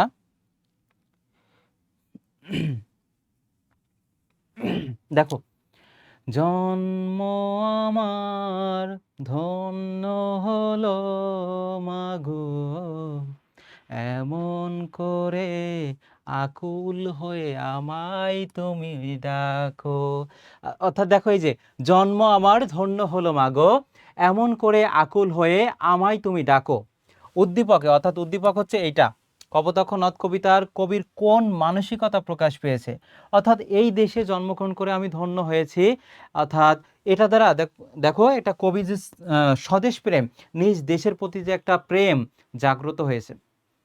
জন্ম আমার ধন্য হলো মাগো, এমন করে আকুল হয়ে তুমি আমায় তুমি ডাকো। অর্থাৎ এটার মাধ্যমে স্বদেশ প্রেম কিন্তু ফুটে উঠেছে। পরেরটা দেখো, জন্ম আমার ধন্য হলো মাগো, এমন করে আকুল হয়ে আমায় তুমি ডাকো, উক্ত বৈশিষ্ট্যে কি প্রকাশ পেয়েছে। অর্থাৎ এই উদ্দীপকটি দ্বারা কি প্রকাশ পেয়েছে। সতত হেনত তুমি পরমোর মনে, কিন্তু এ সেনের তৃষ্ণা মিটেকার জলে, আর কি হবে দেখা। অর্থাৎ এখানে তিনটাই হবে সঠিক উত্তর, তিনটাই। পরে কি আছে দেখো, সনেটে শতকে কি থাকে, মানে সেই যে 6 লাইন থাকে, সেই 6 লাইনে থাকে ভাবের পরিণতি থাকে, কি থাকে, ভাবের পরিণতি। আমরা প্রথমে মূল বই পড়েছি, গুরুত্বপূর্ণ জ্ঞানমূলক এমসিকিউ আলোচনা করেছি। এবার আমরা পড়ব গুরুত্বপূর্ণ সৃজনশীল। দেখো, একটা ক্লাসেই তুমি সব পেয়ে যাচ্ছ। বহুদিন পরে আমরা প্রথমে উদ্দীপকটা পড়ব, তোমরা শুরুতে উদ্দীপকটা কিন্তু পড়ে আসবা। আমি তোমাদের একেবারে প্রথমে পড়িয়েছিলাম শিখন ফল। শিখন ফল কেন পড়িয়েছিলাম জানো? কারণ তুমি এই উদ্দীপক পড়ার পরপরই জানো এই গ এবং ঘ নং সৃজনশীল প্রশ্নের মানে মূল কাঠামোটা তুমি বুঝতে পারো। খেয়াল করো, বহুদিন পরে মনে পড়ে আজ, আজি পল্লী মায়ের কোল, ঝাউসাকে যেথা বনলতা বাঁধি হরষে খেয়েছি দল, কুলের কাটার, দেখো কুলের কাটার আঘাত সইয়া, সইয়া মানে সহ্য করে, কুল মানে কি, যে বড়ই বলো বা অনেকে কুলই বলো, দেখবা ওই কুল পাড়ার সময় যে ছোট ছোট কাটা থাকে, সে কাটার আঘাতও অনেক সময় সহ্য করতে হয়। কাঁচা পাকা কুল খেয়ে অমৃতের স্বাদ যেন লোভিয়াছি, মানে লোভ করেছি গায়ের দুয়ালি মেয়ে, পৌষ পার্বণে পিঠা খেতে বসে খুশিতে বিষম খেয়ে আরও উল্লাস বাড়িয়েছে মনে মায়ের বকুনি খেয়ে। অর্থাৎ শৈশবের যে বিভিন্ন বিষয়াদি এখানে কিন্তু ফুটে উঠেছে। এটা ছিল উদ্দীপক। এবার দেখো তোমাদের যে ক খ গ ঘ চারটা সৃজনশীল প্রশ্নের যে চারটা অংশ, মাইকেল মধুসূদন দত্তের অমর কীর্তি কোনটি। তোমাদের অনেকের প্রশ্ন, আমরা সৃজনশীল প্রশ্ন কিভাবে উত্তর করব। এই ক নম্বর যে প্রশ্নটা থাকবে সেটা একেবার তোমার মানে এক কথায় উত্তর দিতে হবে, এটা 1 মার্ক। এবং এইখানে তুমি 1 মিনিট সময় বরাদ্দ রাখবে। কয় মিনিট? 1 মিনিট সময় বরাদ্দ রাখবে। আর কি হবে দেখা, আমি কিন্তু এটা লাইন পড়িয়েছিলাম। অর্থাৎ চতুর্দশপদী কবিতা বলি যে সে 6টা চরণ থাকে শেষে, সেখানে ভাবের পরিণতি ফুটে উঠেছে যে তিনি আবার কপোতাক্ষ নদের তীরে ফিরে আসতে পারবে কিনা, তার একটা সংশয় কাজ করেছিল কবির। কবি এ কথা কেন বলেছেন। তাহলে এখানে তুমি 2টা প্যারায় লিখবে। কয়টা প্যারা বলো তো? 2 প্যারা। এবং এখানে তুমি সময় রাখবে কত বলো তো? তুমি এখানে রাখবে 4 মিনিট। 4 মিনিট সময় বরাদ্দ রাখবে, 2টা প্যারা। গতে বলেছে উদ্দীপকের সাথে কপোতাক্ষ নদ কবিতা সাদৃশ্যগত। সাদৃশ্য মানে কি বলতো? আমরা যে উদ্দীপকটা পড়লাম আর দুবার পঠিত কপোতাক্ষ নদ, এই কবিতার সাদৃশ্য মানে কি কি মিল আছে, কি কি মিল আছে। সাদৃশ্য মানে মিল। আমরা একটু পরে উত্তর সহকারে তোমাদেরকে ব্যাখ্যা করব। অনুভূতি ব্যাখ্যা করো। যেহেতু গ নম্বর, এখানে 3টা প্যারায় লিখবে। কয়টা প্যারা? 3টা প্যারা। এখানে তুমি সময় বরাদ্দ রাখবে 7 মিনিট। 7 মিনিট। এবং এখানে তুমি কয় পেজ? 1.5 পেজ বা 2 পেজ লিখবে। 1.5 page enough, 1.5 page enough, 1.5 page enough. এখানে 3টা প্যারা। ঘ নম্বরে বলেছে উদ্দীপকে প্রতিফলিত অনুভূতির অন্তরালে, অন্তরালে মানে কি বলতো, আড়ালে, অন্তরালে মানে হচ্ছে আড়ালে যে ভাবটি প্রকাশ পেয়েছে তাই কপোতাক্ষ নদ কবিতার কবির মূল চেতনা, মন্তব্যটি যথার্থতা নিরূপণ করো। তাহলে এটা হচ্ছে তুমি ঘ নম্বর 4টা প্যারায় লিখতে হবে। কয়টা প্যারাতে? 4টা প্যারাতে লিখতে হবে। এবং এখানে সময় রাখবে তুমি 8 মিনিট রাখবে। কত মিনিট? 8 মিনিট। এখানে কয় পেজ? তুমি 2 পেজ বা আড়াই পেজ লিখতে পারো। 2 বা কি আড়াই পেজ লিখতে পারো। তাহলে দেখো এখানে 1 আর হচ্ছে 4, এখানে 5, 5 7 হচ্ছে দেখো এখানে, আর এই যে 8 7 15 আর 5 হচ্ছে দেখো 20। তুমি একটা সৃজনশীল প্রশ্নের উত্তর 20 বা 21 মিনিট সময় বরাদ্দ রাখবে। এইভাবেই তুমি, এবং কোনটা কোন প্যারা কত প্যারায় লিখবে সেটাও কিন্তু বললাম। আশা করি তোমাদের আর সমস্যা হবে না। তুমি বেশি বেশি অনুশীলন করবে। তোমাকে শিখন ফলটা খাতায় নোট করবে, মূল ভাবটা নোট করবে। এবার যে কোনো একটা সৃজনশীল প্রশ্ন তুমি খাতায় নোট করে আমাদের যে গ্রুপগুলো আছে রেসপন্স মেথড, ওই গ্রুপে তুমি পোস্ট করবে এবং কেমন লেগেছে অবশ্যই জানাবে। আমি তোমাদের প্রত্যেকটা পোস্টে কিন্তু মন্তব্য করব এবং এর মাধ্যমে যারা রিভিউ টেস্ট দিবে তাদের মধ্যে থেকে পুরস্কৃত হবে তোমরা। এবার দেখো উত্তর কিভাবে লিখবে। আমি একটা স্যাম্পল এখানে রেখেছি। মাইকেল মধুসূদন দত্তের অমর কীর্তি হচ্ছে মেঘনাদ বধ কাব্য। দেখো একটা লাইনে তুমি একটা প্যারায় তুমি এখানে লিখবে, 1 মিনিট সময় এখানে রাখবে এবং ক আর খ সেটা একটা পেজে তুমি লেখার চেষ্টা করবে। খ নম্বরে কি বলেছিল? আর কি হে হবে দেখা, একটা প্রশ্ন করেছে। কবি এ কথা কেন বলেছেন? তাহলে তুমি 2টা প্যারাতে লিখবে এই অংশটুকু। কিভাবে? প্রথমে যে প্যারাটা লিখবে সেখানে একেবারে মূল কথা, আর দ্বিতীয় 2 নম্বর যে প্যারাটা লিখবে সেখানে তুমি 3 বা 4 লাইন দিবে, 3 বা 4 লাইন, এবং এখানে অনুধাবন মানে ব্যাখ্যা করবে। শুরুতে দেখো মূল কথাটি কি। প্রশ্নোক্ত চরণটিতে ফুটে ওঠা কবির সংশয়ের কারণ তার স্বদেশের সান্নিধ্য লাভের ব্যাকুলতা, মানে সে আবার স্বদেশে ফিরে আসবে, নিজ দেশে ফিরে আসতে পারবে কিনা, বা ফিরে আসার যে একটা ব্যাকুলতা, অস্থিরতা, সেটা ব্যক্ত হয়েছে। তার মধ্যে একটা সংশয় কাজ করেছে। এটা লিখলে এবার 2 নম্বর প্যারাতে তুমি একটু ব্যাখ্যা করবে। কপোতাক্ষ যে মূল ভাব দিয়েছিলাম না, ওইগুলো ভালোভাবে পড়লে এটা তুমি পারবে। কপোতাক্ষ নদ কবিতার কবি মাইকেল মধুসূদন দত্ত মাতৃভূমিকে গভীরভাবে ভালোবাসেন, আর তাই প্রবাসে থেকেও তিনি মাতৃভূমির প্রিয় নদ কপোতাক্ষের কথা ভেবে কাতর হন। কপোতাক্ষের মধুস্মৃতি তার মনে সদা মানে সর্বদা জাগরুক ছিল। সঙ্গত কারণেই দীর্ঘ প্রবাস জীবনে, দেখো কি বলেছে, সঙ্গত কারণেই দীর্ঘ প্রবাস জীবনে প্রিয় নদের সান্নিধ্য লাভের ব্যাকুলতা থেকে তার মনে সংশয়ের সৃষ্টি হয়। তিনি আর কপোতাক্ষের কথা দেখা পাবেন কিনা তার মধ্যে একটা সংশয় কাজ করেছিল। তুমি এইভাবে লিখবে। এবার গ নম্বর প্রশ্নটি কি দেখো। উদ্দীপকের সাথে কপোতাক্ষ নদ কবিতার সাদৃশ্যগত, মানে এটা হচ্ছে উদ্দীপক আর আমি কপোতাক্ষ নদ কবিতাটি পড়িয়ে এসেছি। এই দুইটার মধ্যে কি কি মিল আছে? সাদৃশ্য মানে মিল, আর যদি তোমাকে বৈসাদৃশ্য বলতো, বৈসাদৃশ্য মানে অমিল। কোন কোন বিষয়ে অমিল আছে সেটা তোমাকে লিখতে হবে। তাহলে দেখো কিভাবে উত্তরটা লিখবে। 3টা প্যারায় এটা উত্তর লিখতে হবে তোমাকে। শুরুতেই উদ্দীপকে প্রতিফলিত স্মৃতি কাতরতা চিত্রের সঙ্গে কপোতাক্ষ নদ কবিতার অনুভূতিগত সাদৃশ্য রয়েছে। তুমি যখনই এই যে জ্ঞানমূলক অংশটুকু লিখবা যে স্মৃতি কাতরতা, কি বলতো, স্মৃতি কাতরতা, তখনই এক্সামিনার বুঝবে যে এই স্টুডেন্ট খুবই ভালো এবং এই মূল কথাটি লিখতে পেরেছে, তুমি ফুল মার্কস পাবে। কিন্তু এই যে এই অংশগুলো তুমি কোথায় পাবে বলো তো? এই যে শুরুতেই কিন্তু আমি তোমাদের আলোচনা করেছি, এই যে শিখন ফল। দেখো তো স্মৃতি কাতরতা ছিল কিনা? হ্যাঁ ছিল। এটা খাতায় অবশ্যই নোট করবে যে জন্মভূমির নদীর প্রতি স্নেহ কাতরতা স্বরূপ, প্রবাস জীবনে স্বদেশের প্রতি অনুরাগের স্বরূপ, স্মৃতি কাতরতার আবরণে কবির স্বদেশ প্রেমের স্বরূপ, বা কপোতাক্ষ নদ কবিতাই কবির ব্যক্তি মানুষের প্রতিফলন। এই সংক্রান্তই তোমার যে উদ্দীপকই আসুক না কেন তার মূল থিমটা কিন্তু এইগুলোই থাকবে, যেটা আমি তোমাদেরকে প্রতি ক্লাসেই দিব। তোমরা এগুলো খাতায় নোট করবা। দেখো এই যে স্মৃতি কাতরতা চিত্রের সঙ্গে কপোতাক্ষ নদ কবিতার অনুভূতিগত কি আছে? সাদৃশ্য মানে মিল আছে। এটা তোমার প্রথম প্যারা গেল। এবার 2 নম্বর প্যারায় তুমি কি করবা? আমি আবারও বলছি, যে নির্দেশনা দিচ্ছি সেইভাবেই তোমরা অনুসরণ করো। 2 নম্বর প্যারায় একেবারে মূল কথা লিখবে। কি লিখবে? মূল কথা। এখানে কখনোই তুমি উদ্দীপক নিয়ে আসবে না বা তোমার অন্য কোনো প্রসঙ্গ এখানে আনবে না। প্রথমে তুমি একবার জ্ঞানমূলক অংশ লিখবে, 2 নম্বর যে প্যারাটা থাকবে সেখানে তুমি একবার মূল কথা লিখবে। এখানে কখনোই তুমি উদ্দীপক প্রসঙ্গ টেনে আনবে না। দেখো, এই জন্য তোমাকে আমি মূল ভাব পড়তে বলেছি এবং খাতায় নোট করতে বলেছি। আমি এখানে দিয়েছি তো।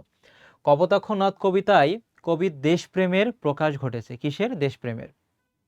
কবি ফ্রান্সে থাকাকালীন বহু নদ নদী দেখেছেন, কিন্তু তার শৈশবে দেখা কপোতাক্ষ নদের মতো কেউই তাকে মায়ের স্নেহধরে বাঁধতে পারেনি। কপোতাক্ষ নদ যেমন তার স্নেহ তৃষ্ণা পিপাসা মেটাতে সক্ষম হয়েছেন, অন্য কোনো নদ এটা পারেনি। সুদূর মানে অনেক দূরে প্রবাসে বসে মাইকেল মধুসূদন দত্ত গভীর মমতায় তার প্রিয় মাতৃভূমিকে স্মরণ করেছেন। তিনি যেন সেখানে বসে কপোতাক্ষ নদের এই যে কল কল ধ্বনি শুনতে পান, নদীর যে বয়ে চলার যে শব্দ সেটা শুনতে পান ওই ফ্রান্সের ভার্সাই নগরীতে বসেও। তাহলে এখানে মূল কথা দিলে 3 নম্বর যে প্যারা থাকবে সেখানে তুমি কি করবে বলো তো? এই যে এখানে তুমি উদ্দীপক প্লাস উদ্দীপকের মূল থিম প্লাস তোমার যে কবিতা সেই প্রসঙ্গ আনবে। যেহেতু তোমার এখানে সাদৃশ্য চেয়েছে, সাদৃশ্য মানে মিল, মানে কোন কোন বিষয় মিল আছে সেইগুলো তোমার এখানে ফুটিয়ে তুলতে হবে। খেয়াল করো তো, উদ্দীপকে ও গ্রাম প্রকৃতির কোলে বেড়ে ওঠা স্মৃতি কাতরতার চিত্র ফুটে উঠেছে। ছোটবেলায় গাছের ডালে দোল খাওয়া, কাঁটার আঘাত সহ্য করে কুল খাওয়া, পৌষ পার্বণে পিঠা খাওয়া ও মায়ের বকুনি খাওয়ার মধুর স্মৃতির কথা বলা হয়েছে। তাহলে উদ্দীপকে আমরা এই বিষয়গুলো দেখতে পাই বা ফুটে উঠেছে। উদ্দীপকে যেভাবে স্মৃতিচারণ করা হয়েছে ঠিক সেভাবেই আমরা দেখতে পাই কপোতাক্ষ নদ কবিতার প্রথম যে 8 লাইন ছিল সেখানে মাইকেল মধুসূদন দত্তের কিন্তু একটা স্মৃতি কাতরতা ফুটে উঠেছে। ঠিক সেভাবেই তিনি ফ্রান্সে বসে মাতৃভূমির কথা ভেবেছেন। এখানেই উদ্দীপকের সাথে কপোতাক্ষ নদ কবিতার সাদৃশ্য বিদ্যমান। আর সাদৃশ্য মানে কি বলতো? মিল। তোমার যেহেতু গ নম্বরে সাদৃশ্য চেয়েছিল, মানে কোন কোন দিকে মিল আছে সেটা আমরা ফুটিয়ে তুলেছি। আমরা জ্ঞানমূলক অংশে কোন বিষয়টিকে ইঙ্গিত করতে বলেছে সেটাও দিয়েছি। তাহলে তুমি ফুল মার্কস না দিয়ে কোথায় যাবে এক্সামিনার বলো? তুমি ফুল মার্কস পাবা। এটা অবশ্যই খাতায় নোট করবা এবং পোস্ট করবা। দেখো এই যে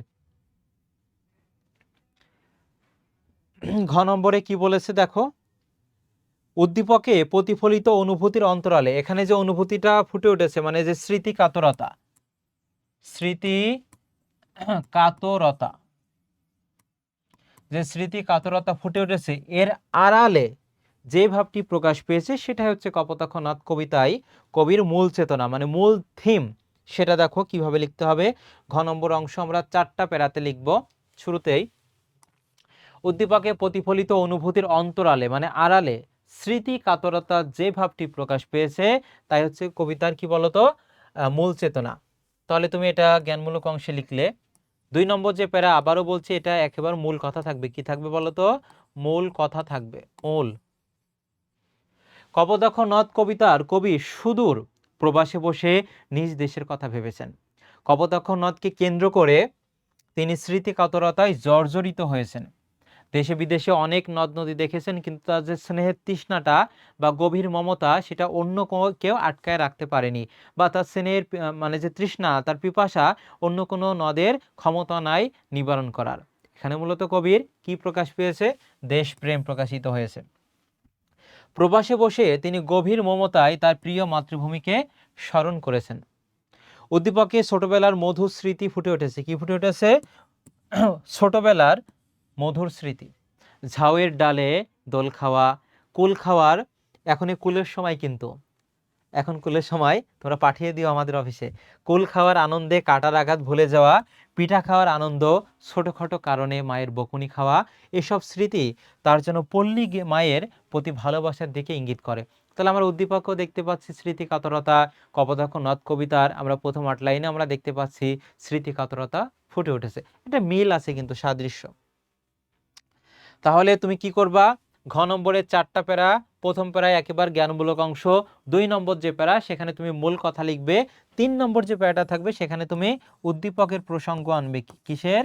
উদ্দীপকের প্রসঙ্গ আনবে 3 নম্বর প্যারাতে। 3 নম্বর প্যারা। এবার 4 নম্বর প্যারাতে কি আছে দেখো, এখানে তুমি উদ্দীপক প্লাস কবিতা, উদ্দীপক প্লাস কি দিবে বলো তো, কবিতার প্রসঙ্গ আনবে, কবিতার প্রসঙ্গ, এবং তুমি এখানে মন্তব্য দিতে পারো। তুমি কি বুঝতে পেরেছো সে মন্তব্যটা দিবে। খেয়াল করো, কপোতাক্ষ নদ কবিতায় কবি সুদূর প্রবাসে বসেও ভেবেছেন তার শৈশবের কথা। কারণ এই কপোতাক্ষ নদের তীরেই তার বেড়ে ওঠা, এবং তার ছোটবেলা যেখানে কেটেছে, যেখান থেকে তিনি বড় হয়েছেন, তার প্রতি আলাদা একটা গভীর ভালোবাসা জাগ্রত হবে, থাকবে, নিহিত থাকবে। এটাই স্বাভাবিক বিষয়। যে নদের সাথে তার জীবনে বহু স্মৃতি জড়িত, সেই কপোতাক্ষ নদের কথা তিনি স্মরণ করেছেন। কবি এখানে মাতৃভূমির প্রতি অগাধ টান অনুভব করেছেন। কিসের প্রতি? মাতৃভূমির প্রতি। কবি ফ্রান্সে অনেক কিছুই দেখেছেন, কিন্তু মাতৃভূমির সৌন্দর্যের মতো কোনো সৌন্দর্যই তার চোখে ধরা পড়েনি। মাতৃভূমি বাংলাদেশের যে একটা সুজলা সুফলা শস্য শ্যামলা আমাদের এই বাংলাদেশ, এই বাংলাদেশের যে সৌন্দর্য, সবকিছু মানে অন্যান্য দেশ হার মানবে, সেটা এখানে বলেছে। একইভাবে উদ্দীপকের কবি যেখানেই অবস্থান করুক না কেন, তিনি তার শৈশব স্মৃতি বিজড়িত গ্রাম প্রকৃতিকে ভুলতে পারেনি। মাইকেল মধুসূদন দত্ত তিনি ভেবেছিলেন ইংরেজিতে একটা আকর্ষণ ছিল, তার মাধ্যমে, তার লেখনীর মাধ্যমে তিনি ফেমাস হতে চেয়েছিলেন, যশ খ্যাতি চেয়েছিলেন। কিন্তু যখন তার লেখাগুলো এভাবে সমাদৃত হয়নি, তখন সে তার ভুল বুঝতে পারলো, এবং সে ভুল বোঝার মাধ্যমে তিনি ফ্রান্সে বসেও সে কপোতাক্ষ নদের কথা তিনি কিন্তু স্মরণ করেছেন। তিনি যে বঙ্গজ জনের কথা বা বাংলাদেশের মানুষের কথা ভুলেননি, এখনো মনে রেখেছেন, কবিতা গান রচনার মাধ্যমে এখনো ব্যক্ত করছেন ছবি ব্যক্তি। এটা কিন্তু এর মাধ্যমে বোঝা যায় তার যে একটা স্মৃতিকাতরতা এখনো কিন্তু আছে, ওই ফ্রান্সে বসেও তিনি প্রকাশ করেছেন। অর্থাৎ উদ্দীপকের যে দেশপ্রেমের চেতনা রয়েছে তা কপোতাক্ষ নদ কবিতার মূল চেতনা। তাহলে আমরা দেখলাম উদ্দীপকে তোমার স্মৃতি কাতরতা আমরা দেখতে পেয়েছি, এবং মূল থিমটা হচ্ছে কি, দেশের প্রতি একটা ভালোবাসা, গভীর ভালোবাসা ব্যক্ত হয়েছে। তাহলে এই ছিল হচ্ছে আমাদের আরেকটা উদ্দীপক আমরা পড়ব। খেয়াল করো, প্রথম উদ্দীপকটি 1 নম্বর গানের লাইন, দেশাত্মবোধক গান। ধন ধান্য পুষ্প ভরা আমাদের এই বসুন্ধরা, তাহার মাঝে আছে দেশ এক, সকল দেশের সেরা, ও সে স্বপ্ন দিয়ে তৈরি সে দেশ, স্মৃতি দিয়ে ঘেরা। এমন, যাই হোক, এটা দেশাত্মবোধক গান ছিল। এই গান থেকে উদ্দীপক নেওয়া হয়েছে এবং দেওয়া হয়েছে।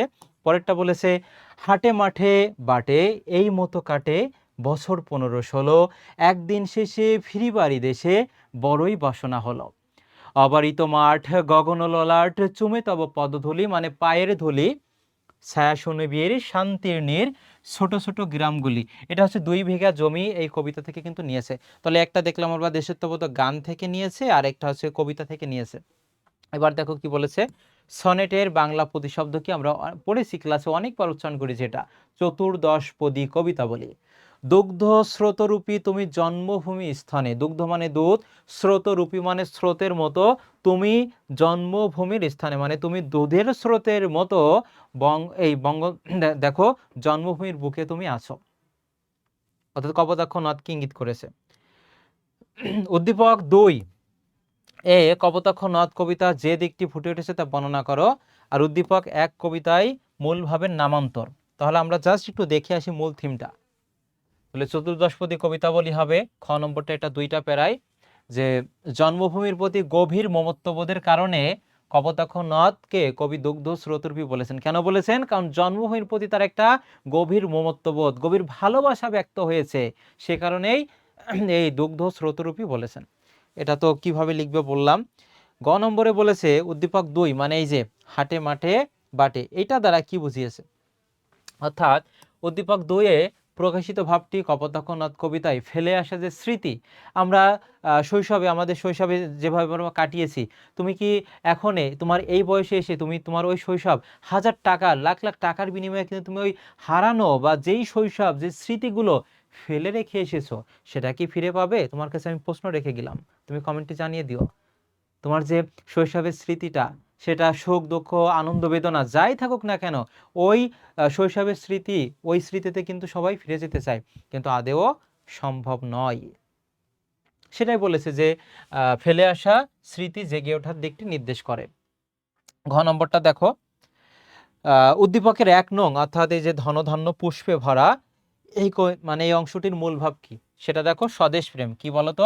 স্বদেশ প্রেমের অনুভূতি। তুমি যখনই এই মূল কথাটি লিখতে পারবে, তখনই তুমি এক্সামিনার কাছ থেকে একটা ভালো পজিটিভ ভিউ পাবে এবং মার্ক তুমি পাবে, যে এই স্টুডেন্ট তো মানে মূল কথাটা লিখতে পেরেছে। তাহলে এই ভিতরে তুমি তুমি পড়ে তুমি মানে ভালোভাবে পড়ে যাচ্ছ না, তুমি তো 5টা লাইন লিখতে পারবে, তাই না? তুমি মূল কথা কিন্তু শুরুতে লিখেছো, ভিতরে তুমি মানে যেই কাঠামোটা আমি বললাম, প্রথমে তুমি মূল ভাবটা লিখবে, 2 নম্বর যে প্যারাটা আছে সেখানে একবার মূল কথা, 3 নম্বর প্যারা তুমি উদ্দীপক আনবে, আর 4 নম্বর প্যারায় তুমি মন্তব্য দিতে পারো, বা উদ্দীপক প্লাস তোমার পঠিত কবিতার 2টা অংশ। যদি সাদৃশ্য চাই তাহলে মিল অংশ দিবা, আর বৈসাদৃশ্য চাইলে সেটা অমিল অংশ তুমি ফুটিয়ে তুলবে। এই ছিল আজকের ক্লাসটি। আমি প্রথমে কিভাবে পড়িয়েছি আবারও বলছি, আমি প্রথমে মূল বইটা খুব ভালোভাবে পড়িয়েছি। এবার মূল বই পড়বা কিভাবে? প্রথমে তুমি পাঠ পরিচিতি পড়বা, কবি পরিচিতি, এরপর শব্দার্থ, তারপর মূল, সেটা কবিতা হোক গল্প হোক সেটা। এরপর স্লাইডে কি রেখেছি, যে জ্ঞানমূলক প্রশ্ন আসতে পারে। এবার সৃজনশীল প্রশ্ন লিখবে, উদ্দীপকটা কোন কোন কেন্দ্রিক থাকতে পারে সেই শিরোনাম আমি দিয়েছি, মূল ভাব দিয়েছি, গুরুত্বপূর্ণ এমসিকিউ আলোচনা করেছি। সর্বশেষ আমি এই সৃজনশীল প্রশ্ন কিভাবে উত্তর করবা, উদ্দীপক থেকে এবং কবিতা থেকে কিভাবে সমন্বয় করে উত্তর করবা, কত মিনিটের মধ্যে তুমি লিখবে, কয় প্যারায় তুমি লিখবে, সেটা বিস্তারিত আলোচনা করেছি। আশা করি ক্লাসটি তোমাদের ভালো লেগেছে। তোমরা অবশ্যই মূল ভাব, শিখনফল, যে কোনো একটা সৃজনশীল প্রশ্নের উত্তর খাতায় নোট করে তুমি গ্রুপে পোস্ট করবা। অবশ্যই জানাবে কেমন লেগেছে ক্লাসটি। আরও অনেক ক্লাস পাবে, এবং তোমরা যারা এখনও আমাদের বাংলা বেসিক টু প্রো কোর্সে যুক্ত হওনি, অতি দ্রুত 15ই জানুয়ারির মধ্যে তোমরা একটা ডিসকাউন্ট পাচ্ছ। এই প্রি বুক, এই কুপন কোডটা ব্যবহার করে তুমি ওয়েবসাইট থেকে আমাদের কোর্সে যুক্ত হতে পারবে। ইনশাল্লাহ সেরা কিছু পাবে। দেখা হবে ক্লাসে, এবং বিজয়ও দেখা হবে পরবর্তী ক্লাসে। আরও নতুন একটা টপিক নিয়ে হাজির হব। আমি জিলানী হোসাইন জয়। ভালো থাকবে, সুস্থ থাকবে, এবং পড়ার টেবিলেই থাকবে। আজকের ক্লাসটি এ পর্যন্তই, দেখা হবে পরবর্তী ক্লাসে।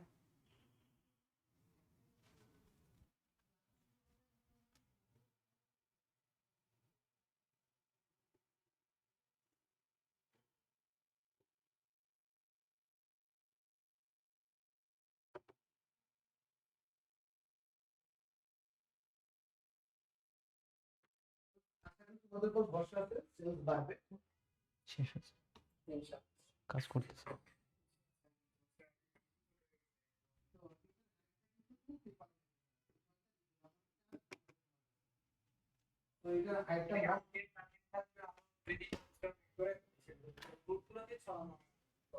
এইটা করলে তো হবে না। আর 2 নাম্বার হচ্ছে যে তোমার কাজ করছে না, বন্ধ করেন, শেষ হয়েছে ক্লাস, স্টপ।